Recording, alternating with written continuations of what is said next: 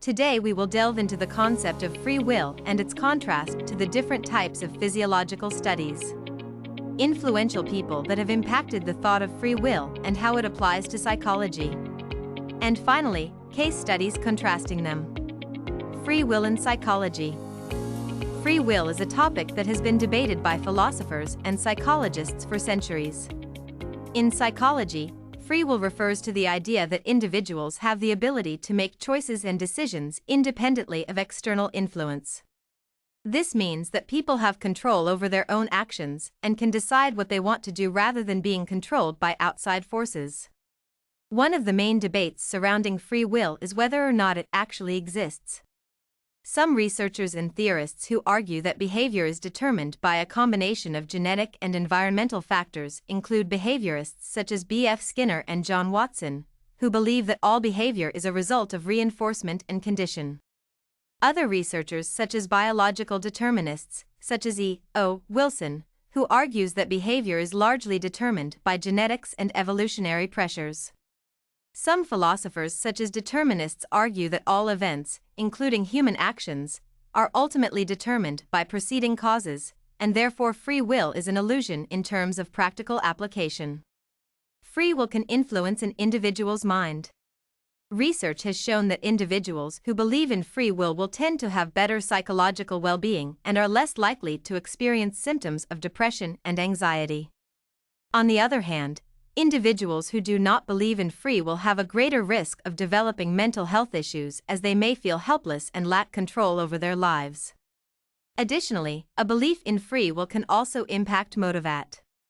People who believe in free will tend to be more motivated to achieve their goals and take actions to bring changes in their life. Free will and behaviorism. Free will and behaviorism contrast in several ways. Behaviorism views behavior as a product of reinforcement and conditioning, while free will proposes that behavior is the result of conscious choices made by individuals.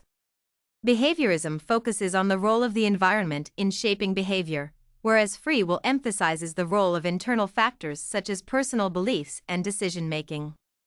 Behaviorism argues that behavior is largely determined by external factors and that individuals have little control over their actions, whereas free will posits that individuals have a certain degree of control over their actions. Additionally, behaviorism holds that individuals are not responsible for their actions as they are a product of environmental factors, whereas free will holds that individuals are responsible for their actions as they are the result of conscious choices. Free will and cognitive behavioral therapy. Free will and cognitive behavioral therapy, CBT, contrast in the way they approach the understanding and modification of behavior. Free will emphasizes the role of conscious choices and internal factors such as personal beliefs and decision-making in shaping behavior, while CBT focuses on the role of cognitions, thoughts and beliefs in shaping behavior. CBT suggests that maladaptive thoughts and beliefs can lead to maladaptive behavior. And by identifying and changing these thoughts, individuals can change their behavior. Whereas free will posits that individuals have a certain degree of control over their actions and can change their behavior through conscious choices. Additionally, CBT is based on the principles of learning and it emphasizes on the process of learning, whereas free will is more of a philosophical concept. Free will contrast with evolutionary psychology. Free will and evolutionary psychology contrast in their perspectives on the origins and nature of behavior. Free will posits that behavior is the result of conscious choices made by individuals, while evolutionary psychology argues that behavior is largely shaped by genetic and evolutionary factors. Evolutionary psychology proposes that certain behaviors and traits have been selected over time because they increase the chances of survival and reproduction, whereas free will emphasizes the role of internal factors such as personal beliefs and decision-making in shaping behavior. Additionally, evolutionary psychology suggests that humans have evolved certain universal mechanisms to deal with specific problems such as aggression, social bonding, and mate selection, whereas free will is more concerned with the individual choices and actions.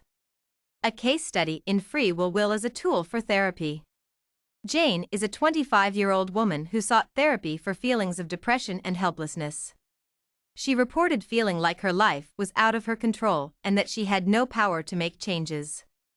During therapy sessions, you introduced Jane to the concept of free will and the idea that she had the ability to make choices and decisions independently of external influences. Through the course of therapy, Jane learned to identify and challenge her negative thoughts and beliefs about her lack of. She learned to take responsibility for her actions and make active choices that improved her mood and overall well-being.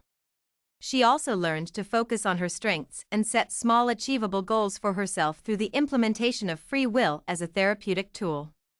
Jane's depression symptoms decreased and her overall sense of control and agency improved. The concept of free will is an important one for us as psychological practitioners to understand and incorporate into our work with clients. As we have seen, belief in free will can have a significant impact on an individual's psychological well-being, self-esteem, self-efficacy, and motivation. By helping our clients to understand and internalize the idea of free will, we can empower them to take control of their own lives and make positive changes. It is important to remember that while the concept of free will may be a complex and ongoing debate in the field of psychology, it is a powerful tool that can be used to help our clients overcome their difficulties and improve their overall quality of life. As future psychological practitioners, it is our responsibility to educate ourselves about this concept and use it to benefit our clients in the best way. I hope you enjoyed our presentation on free will and its role in psychology. As a reminder, I encourage you to like and subscribe to our channel as we have many more exciting videos in the ABCs of Psychology series. Our next video in the series will be exploring the letter G, which stands for group dynamics. This topic is an exciting field that explores how people interact and behave within groups and the factors that influence group dynamics. Don't miss out on the opportunity to expand your knowledge and understanding of psychology. So please like, subscribe, and stay tuned for our next installment in the ABCs of Psychology series. We look forward to having you back for more.